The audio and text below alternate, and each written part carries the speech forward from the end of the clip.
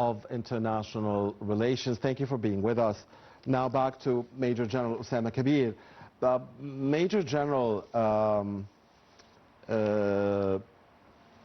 all what happened, I think, proved Egypt was right all along in never, ever accepting foreign bases on its soil.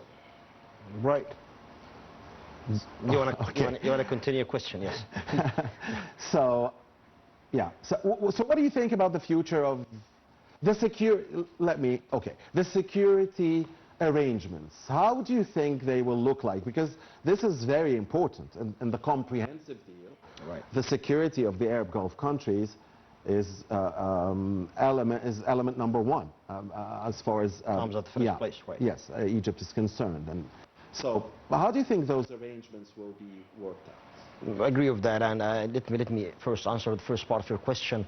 When you say yes, through the Egyptian modern era within its military, not a lot, zero tolerance. No, not at all. There is a military or other countries' bases, military bases within the Egyptian territories, because actually, first of all, we are a very old country, and our army goes back within the new modern era, actually something like 300 years ago, which is, no, we don't accept that, and that's creed, that's philosophy of the Egyptian leaders and the Egyptian community also. So what happened now that we have something like 16 military bases, foreign bases within the GCC countries, and what happened that the United States of America, when they ignited this war fire on Iran, the Iranians actually retaliated on the Americans, and unfortunately that was pretty much bad and harshing on the GCC countries. So from the Iranian perception, you know what did they mean by that? Because they are still targeting them. Actually, something like 10 days ago, they have targeted, a week ago, they have targeted other countries. Yeah, there are small incidents that yeah, you know why? Occurring, because they want to deliver a message which says the Americans have hit us, so us have hit you. Take us out, so Americans are hitting you. That's the message they need to deliver to the GCC. Of course, we have condemned and denounced those attacks, of this aggression on the GCC countries like tens of times since this war have started. But the thing in here is that what have happened? Where is the GCC countries from the American military equation? You have ignited the war, you have waged that war, you have struck Iran with the Israelis, and when they retaliated on you, you didn't protect the. So now I would say the GCC countries now are trying to think, maybe they are thinking about what is the new shape or the new form of the U.S. posts and force on their lands. And that's why you can see now Hormuz Strait again, and the fees will be taken out of Hormuz Strait. Is one of them actually is the Americans are being targeted, not only to pay money while passing through the Hormuz Strait, but also they need to give them such a new policy. I mean, out of here, when a ship goes out, never turn it back, go out, because we don't need your war again. We need our, that's from the Iranian perception. And that's why, look at the Egyptians now. 10 years ago, 10 years, no one listened. We spoke about what to be so-called the Arabs Unified Forces. From all the Arab world, whoever so interested to take part in that, it's pretty much welcome. It's an open invitation for the Arab worlds only, our Arab countries, to go through this unified forces or joint task force.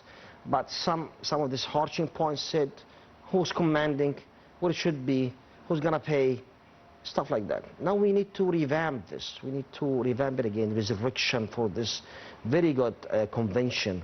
That would help, like, safeguard the Arab world province and the Middle East province from other threats, and from the west to the Atlantic Ocean all the way to the Gulf.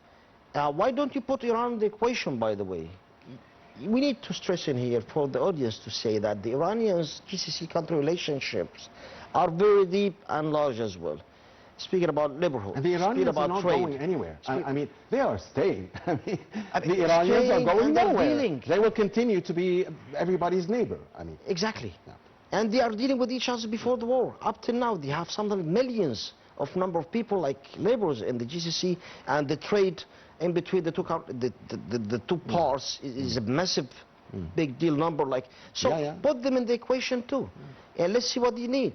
Maybe we'll find them like in a good manner. They would deal with you, other than when you take the foreign bases out of the GCC, which is actually a great threatening source to the Iranians. They would accept that again. So I think they need to rethink about that. I think they are thinking about that. I think that they need to put Egypt now in the lead of that, because we have imposed that idea. We know how to form these forces. We know how to lead these forces, how to train them. Yeah, and let's see what will happen. Hopefully that we have wisdom within the Middle East. Yes. Major General, Lebanon. How do you see the situation in Lebanon between Israel and Hezbollah, and the deal that was signed between the Israeli and Lebanese governments? And how will the Lebanon situation affect the Iran question at large? Right. The American-Iranian Exactly. I will answer this question from another side. You know why? What happened in the 27th of November 2024, that there is an agreement been signed between the Lebanese government and the right-wing government of Israel, by the acceptance of Hezbollah, that Hezbollah needs to pull up northern Litani, while the Israeli forces need to pull down all the way down to the what to be so-called the blue line, which is, and it's a khat tamas, adhesive line to the. So what happened, that Hezbollah pulled out to the north of Litani, while the Israeli IDF pulled down, but they kept holding 5 or 9. Exactly. Thank you very much. 5 strongholds, they called it the strongholds, and after something like 6 months, they have enlarged the number to other 8 points. So you got that information. Since that's the problem, that's the hampering point, you need to come over that.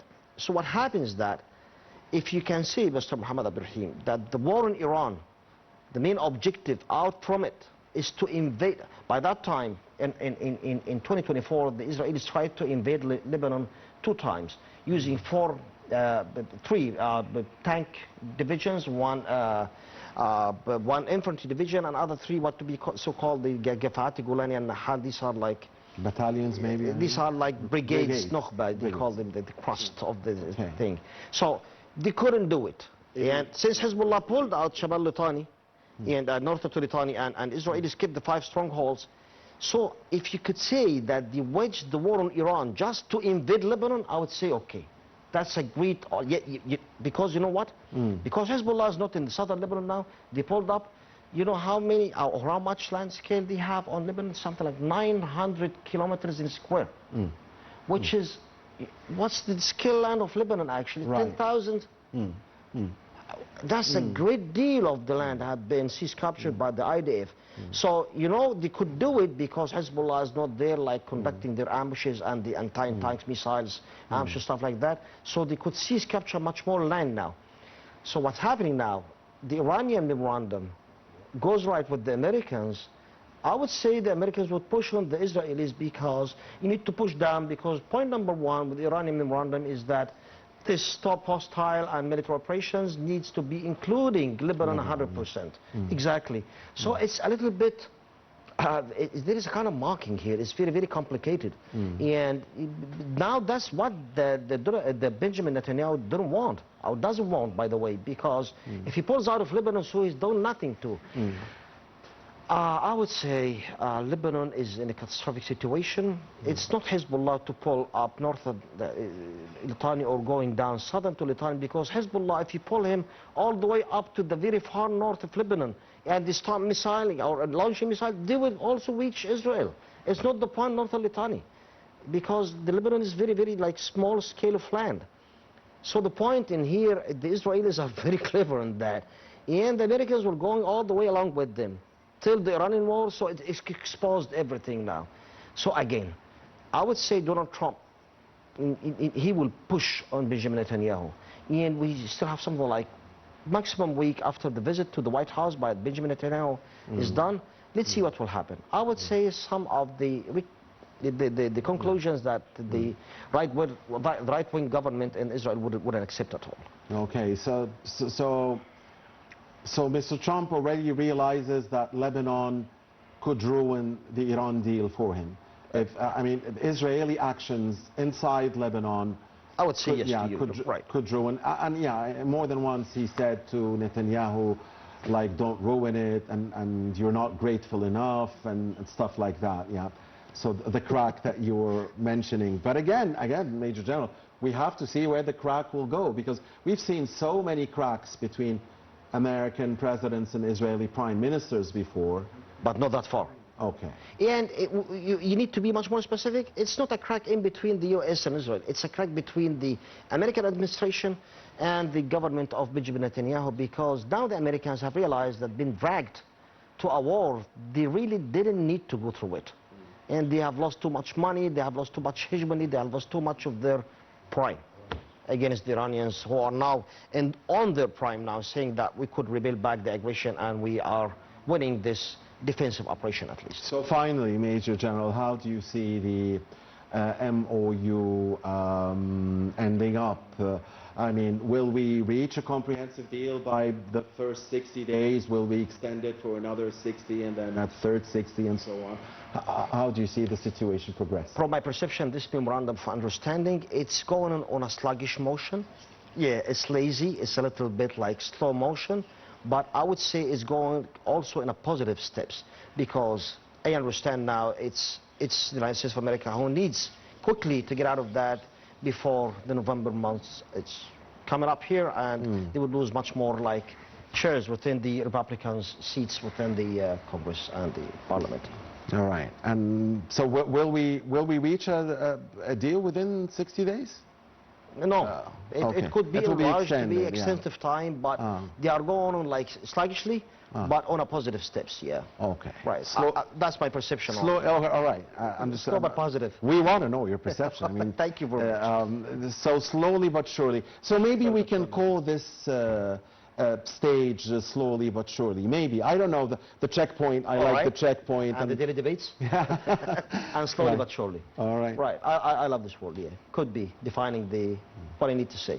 Thank you very much, Major General. It's always a great pleasure to have you with us, and especially tonight, again, on the very first edition of Nile Oracle. We will not forget that. Thank you, Major General Osama Kaber, the advisor at the Staff and Command College. It's been an honor. Pleasure is all mine. Thank you very much for this invitation. Thank you, Major General, and thank you, ladies and gentlemen. Oh, all right, now stay with us. We'll still have a second segment here.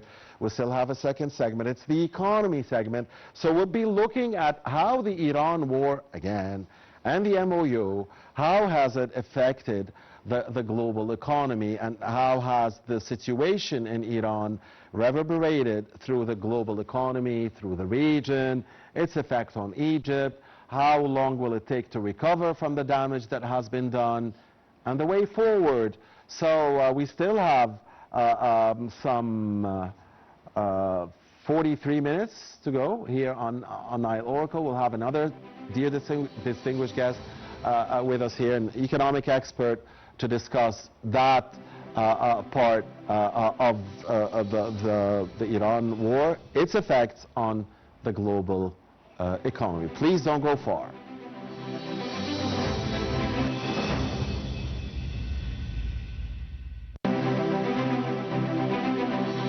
International Monetary Fund and the World Bank warned energy inflation and commodity shocks may persist despite the end of U.S.-Israel war. Iran. The U.S.-Iran peace agreement may have eased immediate fears in financial markets, but economists say the conflict has already left a significant mark on the global economy through higher energy prices, rising inflation, weaker growth, and disruptions to commodity markets. The agreement reopens the Strait of Hormuz, one of the world's most important energy corridors, after months of disruption that rattled the global markets and triggered the largest energy shock since the outbreak of the Ukraine war. Reports by the World Bank, International Monetary Fund, and International Energy Agency suggest the conflict's consequences extended far beyond the Middle East, affecting everything from fuel and fertilizer prices to economic growth forecasts and food security. In a joint statement issued in May, the head of the IEA, IMF, World Bank, and World Trade Organization warned that the war was generating substantial and highly asymmetric impacts on energy supplies, food security, and economic activity across countries and regions. The conflict has affected the most vulnerable countries. Before the war, around 20 million barrels of oil and petroleum products passed through the Strait of Hormuz every day. The prolonged disruption of shipping through the waterway triggered sharp increases in oil, gas and fuel prices worldwide. The World Bank said that the closure of the strait severely disrupted energy markets and projected Brent crude oil prices to average $94 per barrel in 2026, around 36% higher than 2025 levels, assuming the worst disruptions ease in July. Brent crude futures surged from around $72 per barrel before the conflict to as high as $120 at the height of the crisis. Following the peace agreement, prices retreated to below $80. IEA Executive Director described the conflict as the biggest energy security threat in history, warning that damage to energy infrastructure could have lasting consequences even after hostilities subside. The IEA estimated that global oil supply losses reached nearly 13 million barrels per day, while 84 energy facilities across the region sustained damage, including 34 classified as seriously or damaged. He said that some facilities may require at least 2 years to return to full production, even if the strait reopens safely. The World Bank forecasts global inflation to rise to 4% in 2026 from 3.3% in 2025, largely as a result of higher energy and fertilizer costs. In a more severe scenario involving prolonged disruptions and financial stress, inflation could climb to 4.4%.